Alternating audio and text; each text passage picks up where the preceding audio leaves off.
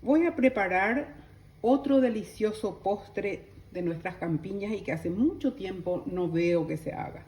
Vaipuje sería una polenta dulce, pero endulzada con miel negra. Aquí tenemos la harina de maíz, la miel negra o miel de caña, anís y cascarita de naranja. Y siempre es importante para contrastar un poco lo dulce, la pizquita de sal. Para esta cantidad de ingredientes yo voy a usar 2 tazas y media de agua. Podés también ponerle la mitad de leche, la mitad de agua, pero yo voy a usar agua.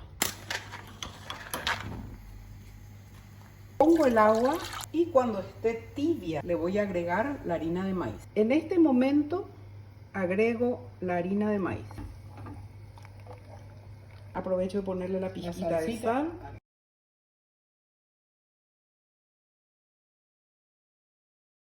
Y dejamos que se cocine un momentito más. Está listo el maipuje.